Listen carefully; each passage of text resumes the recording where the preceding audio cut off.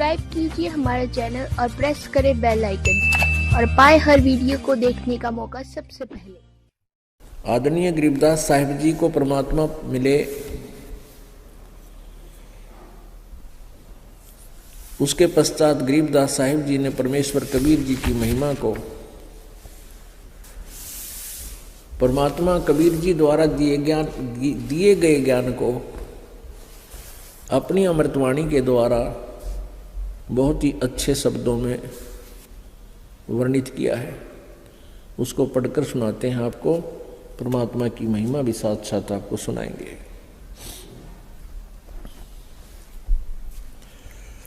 कस्तूरी नाम कबीरे है, बिन छेड़े मैं कंते, आद अंत की कहते हूँ पटतर कोई न संत। चितानंद चंदन कला अवगत लहर उठंत, जिन आकार अजोख पदवो त्रिकुटी में दीखंत। ग्रीब नैनो मद निरखत रहे अवगत नाम कबीर, बेड़ा पार लगाए हों सुरत सरोवर तीर। ग्रीब नैनो बीच कमल है उज्ज्वल हिरंबर धाम, शेष शेष पुनरटत है जिन्होंने पाया वह राम।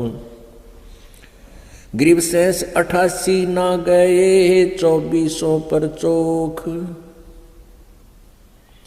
3300 पर तलब है कोई बकरा कोई बोक। ग्रीब शेष 88 5 में 2500 को पूछ, ये तो अस्थिर है नहीं कि बे मुकाम के बेकूच।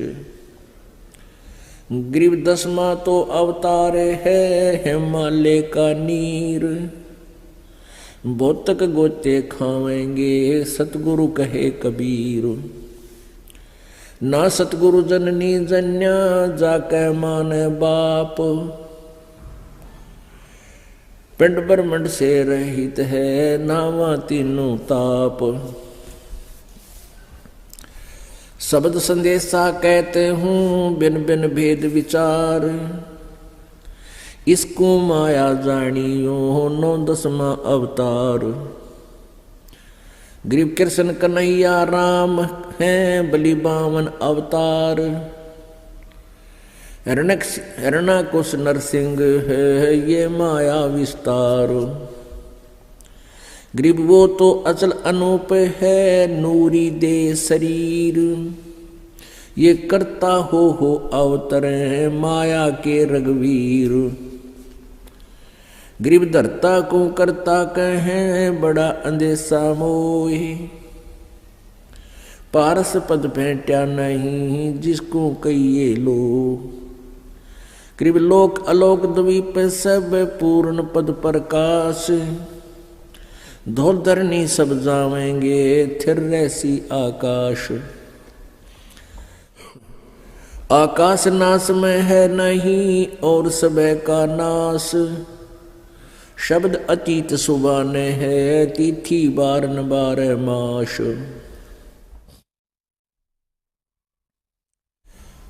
अब गरीबदास साहिब जी ने परमेश्वर कबीर जी की महिमा सुनाई है कि कस्तूरी नाम कबीर है और बिन छेड़े मैं कंते, यानी परमात्मा कबीर जी की में वो शक्ति है,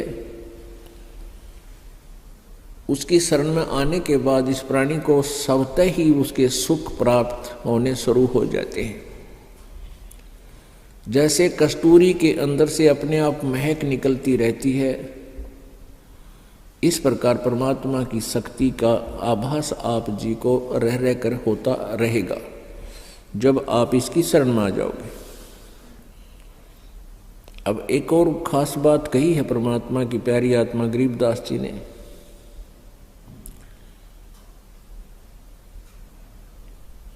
शेष 88 ना गए 2400 पर चोख, 3300 पर तलब है कोई बकरा कोई बोक।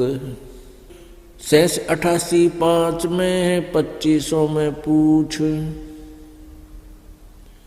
ये तो अस्थिर है नहीं के बेमुकाम कब कूच। 10वां तो अवतार है हिमालय का नीर, भौतक गोते खावेंगे सतगुरु कहे कबीर।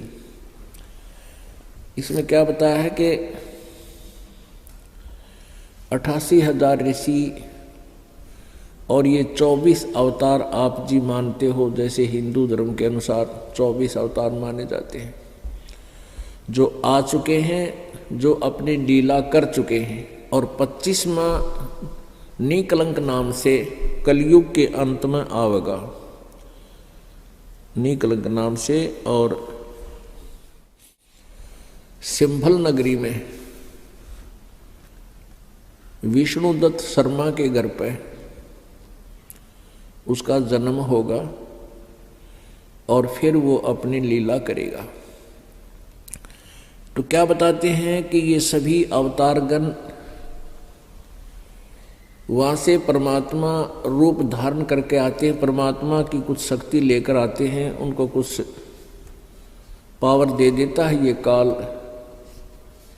और उनका निर्धारित कार्य होता है, उसी को वो करते हैं। जैसे विष्णु जी आए थे, श्री राम रूप धार के रावण का वध किया, ऐसे ही श्री कृष्ण रूप में विष्णु जी आए तो जो उनके निर्धारित कार्य थे, कंसवध आदि जो भी उनकी लीलाएं आप पढ़ते हो, उन्होंने वो किए। लेकिन अंत में वो अपने कर्मों को बिगाड़ जाते हैं। यहाँ उन्होंने जितने पाप किए हैं वो उनके बैड अकाउंट में लिख दिए जाते हैं, और जब तक इनके पुण्य चलते हैं तभी तक ये विष्णु पद पर रहेंगे। फिर इनकी मृत्यु होगी, उसके बाद ये 84 लाख योनियों में चले जाएंगे। ये विधान है इस काल भगवान का। और जो हम सत्साधना करेंगे, कबीर परमेश्वर की भक्ति करेंगे, फिर हम इस लोक में दोबारा नहीं आएंगे, हमारा दोबारा जन्म नहीं होगा। 88,000 ऋषि भी जन्मते मरते हैं, ये भी पशु पक्षी योनियों में 84 लाख प्रकार के प्राणियों के शरीरों में कष्ट उठाते हैं।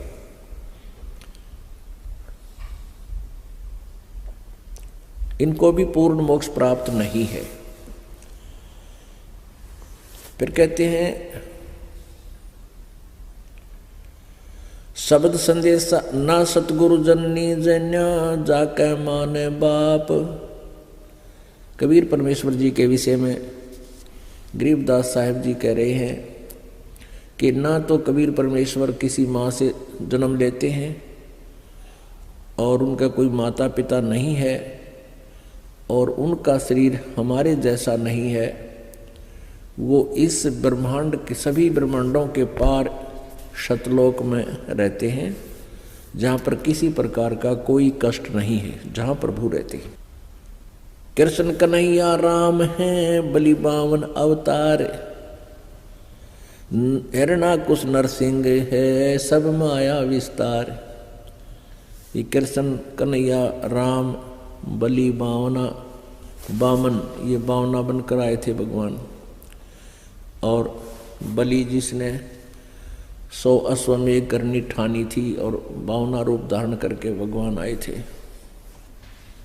अब क्या बताते हैं परमात्मा के, आप जी सतलोक से चलकर आगे यहाँ आकर के आपने इतने कर्म बिगाड़ दिए, इतने पाप इकट्ठे कर दिए, आप इतनी गिरावट में आ गए। आप हंस से और जीव संज्ञा में आ गए। क्या बताते हैं, लाल से हीरा भया, हीरे से भया मोती, मोती से शीशा भया जब बिसरा जा तो रुगोत। सोने से चांदी भया, चांदी से भया रूप, रुपये से शीशा भया जाना नहीं स्वरूप। गृहदस्त भया तांबा भया, योमन हो गया रांग, शब्द मैल जाना नहीं नायक धारा सांग। पीतल से कांसा भया, कांसे से भया लोहे से माटी भया, जब व्याप्या दिल दरो। कौडी से कौडी गिट्टी संखले, दरियाओं की झाल। इन बातों क्या पाई ये कर गुरु नजर निहाल। 14वें पुर की कहूँ 15वें पुर मेल, 16वें पुर सिंधु है मान सरोवर खेल। अब क्या बताते हैं कि आप जी जब सतलोक से आए उस समय लाल थे, हंस थे, अच्छी व्यक्ति थी, किसी को दुख नहीं देते थे, प्यार से रहते थे। आप जी को काल ने पहले स्वर्ग में रखा, महास्वर्ग में रखा, फिर महास्वर्ग से आपको नीचे स्वर्ग में ले आया, आपके क्योंकि पुण्य अक्षीण होते रहे, और फिर आप जी को नीचे पृथ्वी पर पटक दिया, यहाँ आपको सजा रूप में छोड़ दिया। यहाँ कोई सुविधा नहीं, वर्षा आवे वर्षा आ जाएगी, ओले गिरे ऊपर से ओले सिर फोड़ देंगे, आंधी तूफान आवे आ जाएगी।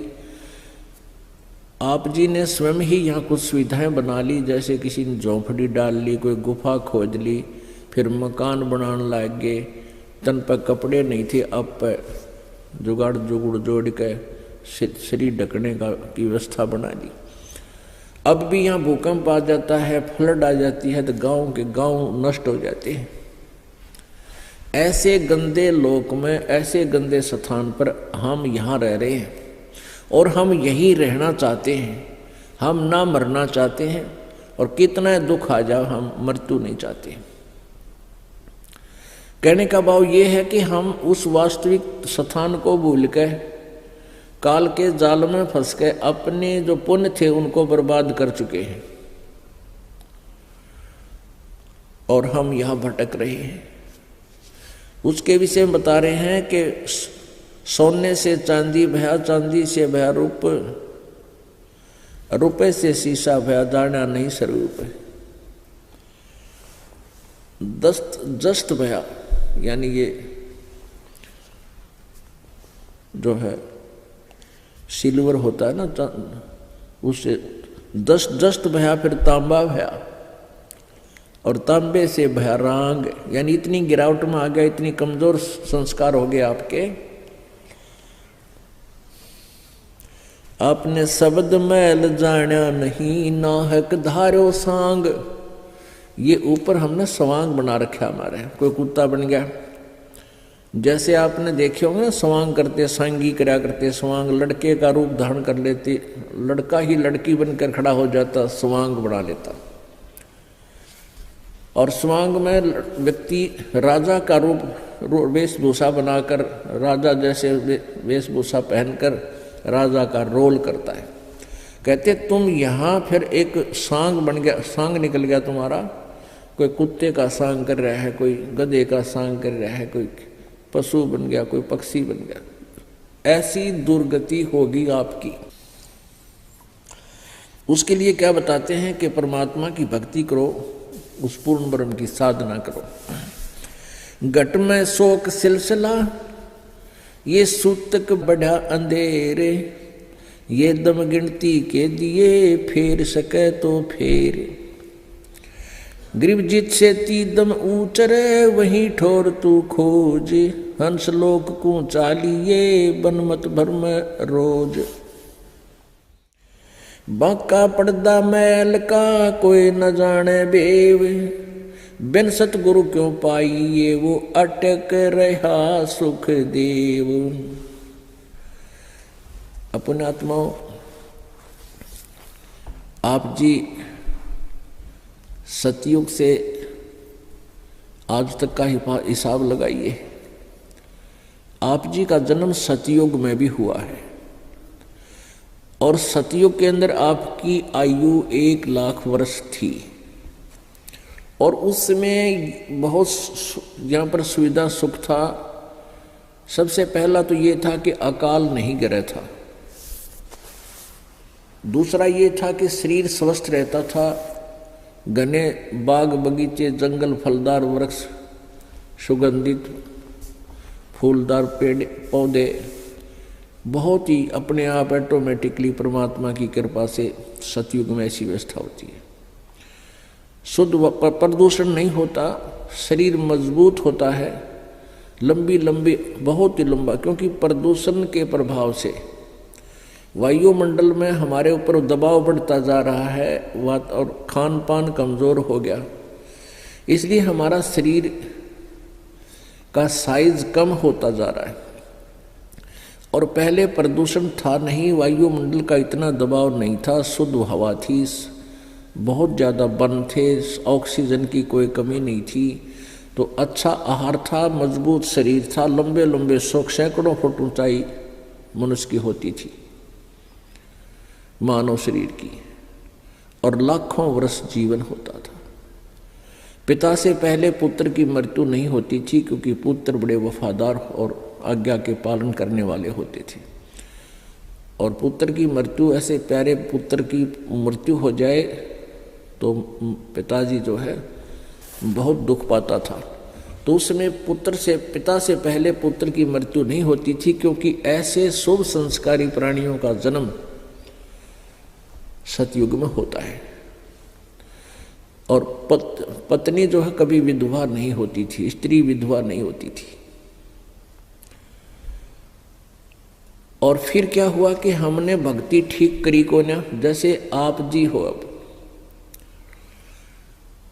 आप जी अब धीरे धीरे परमात्मा की कृपा हो रही है, कई लाखों की संख्या में आप हो गए हो और आप जी साधना कर रहे हो। पहले परमात्मा कबीर जी आए थे, 64 लाख शिष्य हुए थे कबीर परमेश्वर जी के, और उन 64 लाख को परमात्मा ने सत भक्ति करवाई थी।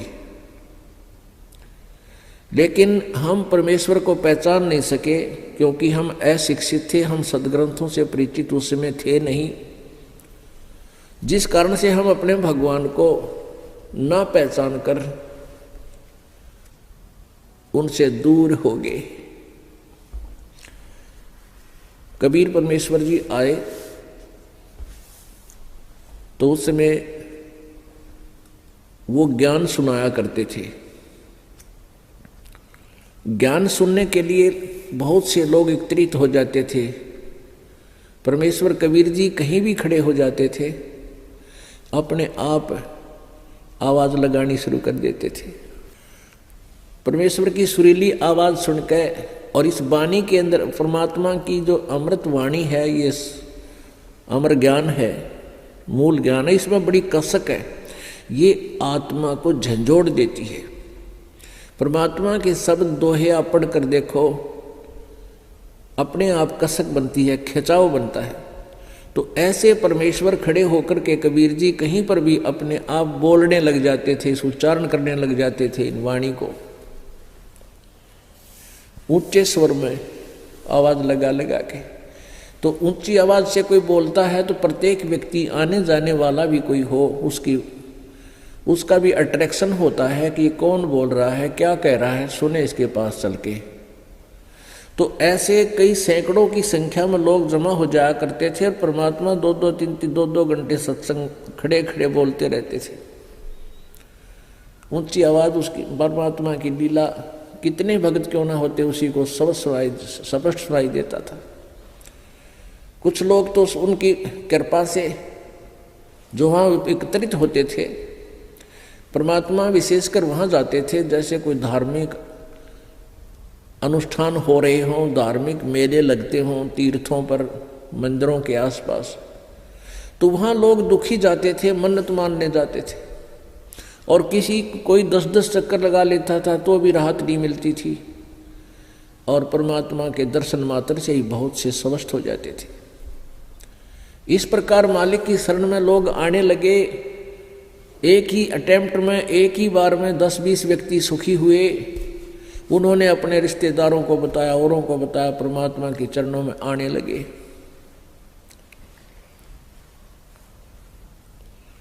और इस प्रकार लाखों की संख्या में कबीर परमेश्वर जी के अनुयायी बन गए। वो ज्ञान से कम, समाधान से ज्यादा उनके निकटाए थे। क्योंकि दुखी प्राणी, सतयुग के अंदर ये प्राणी बहुत दुखी नहीं था, और अब कलयुग में अपने पुण्यों को क्षीण करके अब ये गलत साधना करता रहा, उससे कोई लाभ इसको मिला नहीं। अब ये कलयुग में आकर के बिल्कुल पुण्यहीन हो गया, और पुण्यहीन होने से आपदाएं, आपत्तियां, शारीरिक कष्ट, मानसिक परेशानी अत्यधिक बढ़ गई है। और जो साधनाएं आप जी करते थे उनसे कोई लाभ मिल नहीं रहा, उनसे लाभ नहीं मिलता, फिर कहाँ चलते हैं कि किसी झाड़े लवाने पाले पर चलते हैं, जंतर मंतर करवाने के लिए चलते हैं। जो पूजाएं तुम किया करते थे वो किस लिए करते थे? घर में सुख रहे, शरीर में सुख रहे, हम पर कोई आपत्ति ना आवे। और जब उनके करते करते आपत्ति बढ़ गई तो फिर कहाँ चले? कहीं किसी सियाने के पास झाड़ा लवाने, किधर भूत कढ़वाने, या फिर किसी मंदिर में पहुंच गए, वहां कहते वहां सुख होता है। तो तुम जो साधना करते थे वो किस लिए कर रहे थे? वो गलत थी। जब तक आप पर आपत्ति नहीं आई थी, आप ये सोच रहे थे कि जो साधना हम कर रहे हैं सही है, और जब आई आपत्ति आई तो उसने कोई राहत नहीं दी, फिर आप दौड़ने लगे, इधर उधर भागे। तो परमेश्वर कहते हैं अपनी वाणी में, पर्वत पर्वत में फिरा, कारण अपने राम, राम जैसे संत मिले, जिन सारे सब काम। यानी परमात्मा के लिए पर्वत पर्वत पर को जहाँ भी किसी ने बताया, जंगल में, खाड़ों में, गुफाओं में, मंदिरों में परमात्मा की खोज में गए, वहाँ कोई राहत मिली नहीं, तो संत मिले जो परमात्मा जैसे संत मिल गए, और उन्होंने फिर सब सुख दिए, सब काम हमारे ठीक